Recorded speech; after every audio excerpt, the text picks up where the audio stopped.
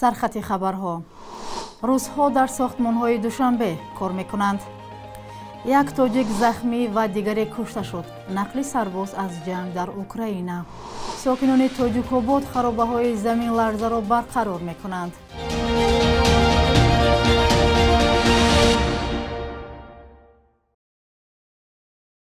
سلام، آغازی هفته نو است. امیدوارم خوبید و برنامه نویدی بامدادی را تماشا دارید.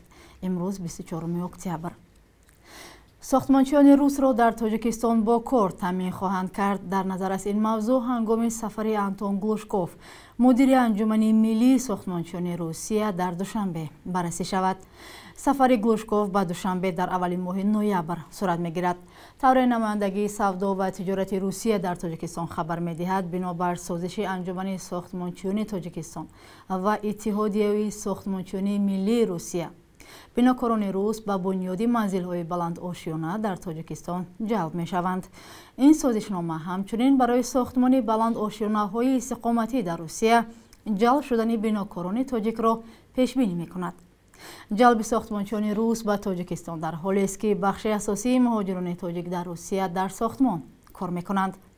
به اطلاع آنتون گلوشکوف 80% کارگران در ساختمان‌های این کشور شهروندان ازبکستان و تاجیکستان و بلاروس هستند. یک سرباز تاجیک تبار ارتش روسیه میگوید شاهد شرکت ده‌ها تاجیک در جنگ ضد اوکراین بوده است. این سرباز تاجیک تبار شهروند ازبکستان که نخواست نامش ذکر شود به رادیو آزادی گفت که پس از 3 ماه شرکت در جنگ زخمی شده در بیمارستان حربی بستری است. او گفت در پیش چشمش چند تاجیک کشته و زخمی شد. تفتیش درستی حرفای او ناممکن است. به نقل او اکثر مهاجران تا زمان آغاز معرکه سفربری از طریق چچنستان به جنگ جلب می شدند. در جنگ روسیه علیه اوکراین ده‌ها زاده کشورهای آسیای مرکزی از جمله تاجیکان هم شرکت دارند. تعدادی دقیق آنها معلوم نیست ولی خبر کشته شدن چندی از آنها در این جنگ رسانه‌ای شده است. با گذشت 1 سال از زمین لرزه‌ای که 5 ساکن ناحیه تاجیک‌آباد را هلاک کرد، تا حال آثار آن در این ناحیه دیده می شود. ساکنان دهه کولی بولو می گویند تا امروز خرابه های آن زمین لرزه را برقرار می کنند. گزارشی همکارانمان مولا رجب یوسفی و فرزان محمدی در همین باره است.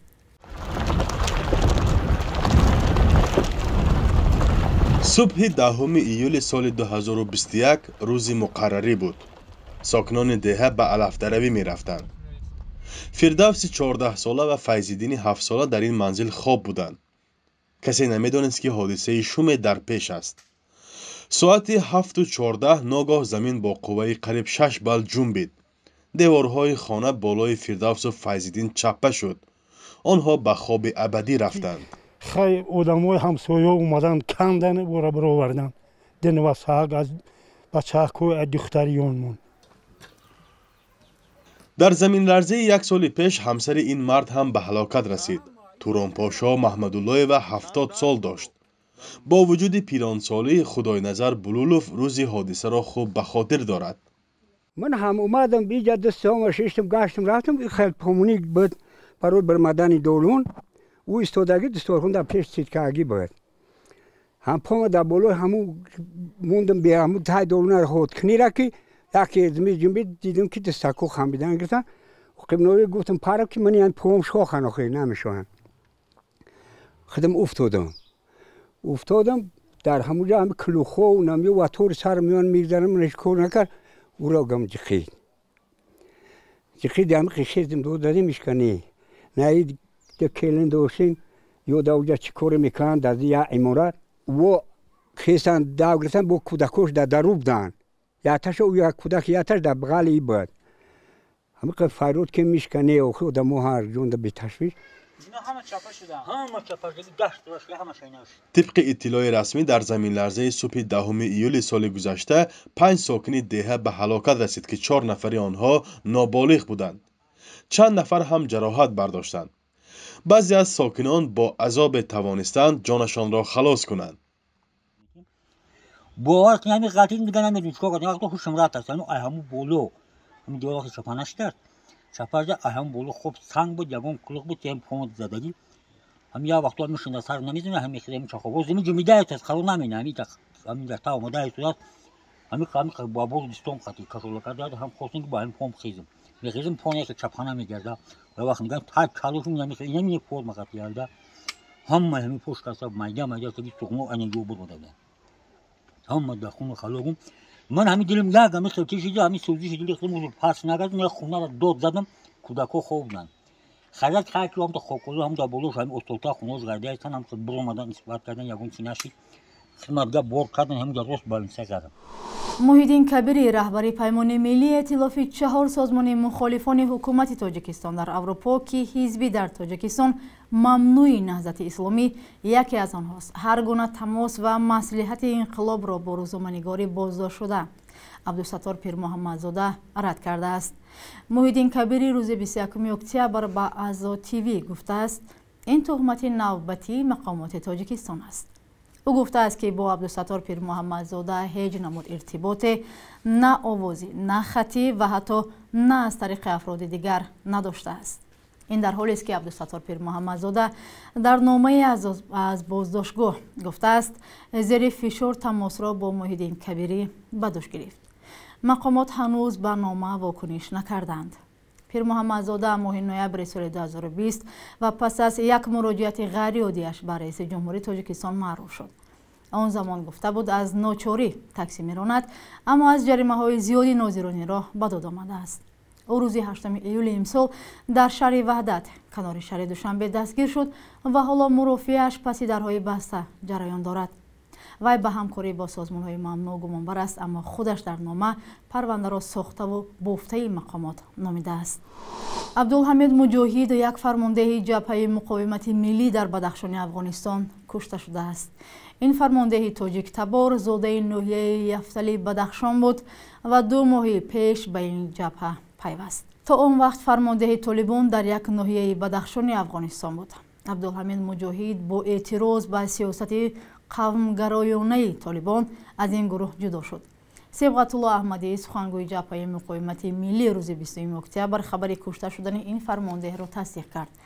او گفته است که در زد و خوردهای اخیر 10 جنگجوی طالبان در بدخشان کشته شدند و جبهه مقاومت نیز تلفات داده است. BBC نوشته است که عبدالحمید مجاهد با 5 تن از همراهانش در منطقه شیوه در نزدیکی مرزی افغانستان با تاجیکستان کشته شده است. این رسانه خبر داده است که جسد 40 جنگجوی طالب را به شهر فیض‌آباد مرکزی بدخشان بردند. طالبان درباره حادثه اخیر هیچ اطلاعی ندادند ولی جبهه مقاومت میگوید این گروه چند ساکنی بیگناه را در ناحیه یفتل نیز کشتند. جبهه مقاومت ملی برابری احمد مسعود ماه سپتامبر سال 2021 در پنجشیر مبارزه بر ضد طالبان را آغاز کرد. حالا این جبهه در پنجشیر و اندراب بغلان و ولایت بدخشان و تهار ضد طالبان می جنگند. بخش یک روز تاریخ از مهمترین تحولات تاریخی خبر می دهد.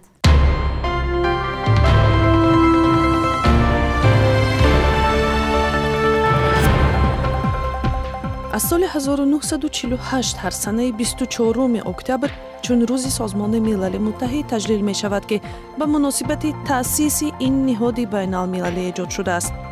این سازمان که فعالیتش به متحد کردن کشورهای سیاره، کمک در حل نزاع‌ها و مبارزه با فقر و نابرابری و دفاع از حقوق بشر روانه شده است، از سال 1993 در تاجیکستان صاحب استقلال هم فعالیتش را به راه ماند. 24 اکتبر سال 1956 ارتش اتحاد شوروی به خاک ونگریا وارد شد که در اوج اعتراضهای ضد کمونیستی و اختلاف‌های سیاسی قرار داشت. نارضایتی قشر عظیم جامعه از نفوذ مسکو، محکوم کردن میراث استالین، تلاش خارج شدن از سازش ورشو 200,000 ساکن ونگریا را به کوچه‌ها برآورد. مسکو 6,000 سرباز و تانک و توپ‌هایش را وارد بوداپشت کرد و در نتیجه زد و خردها تا 100 نفر کشته شد. نظام کمونیستی دست نشانده مسکو زوراً برقرار شد و تنها 30 سال بعدش با سقوط نظام کمونیستی در اتحاد شوروی از بین رفت. بر اساس یک تصمیم پرزیدنت و شورای عدلیه تاجیکستان بعد 24 اکتبر سال 2012 سودیه یا دادرس‌ها برای اشغال وظیفه به مدت بی‌مهلت اجازه پیدا کردند. ولی چون این تغییراتی که جزئی از اصلاحات دادگاهی تاجیکستان دانسته شده است، بار دیگر به اهمیت اصولاً دیگر کردن شرایط کاری دادرس‌ها در کشور تاکید نمود. بر اساس قانون سودیه‌ها در کشور تنها پرزیدنت حق دارد تعیین و برکنار کند و همین مقررات به قول حامیان حقوق بی‌طرفی و مستقلیت کار و قرار دادرس‌ها را کاملا از بین میبرد. بانک ملی قرب اسعار خارجی را برای امروز چنین تعیین کرده است.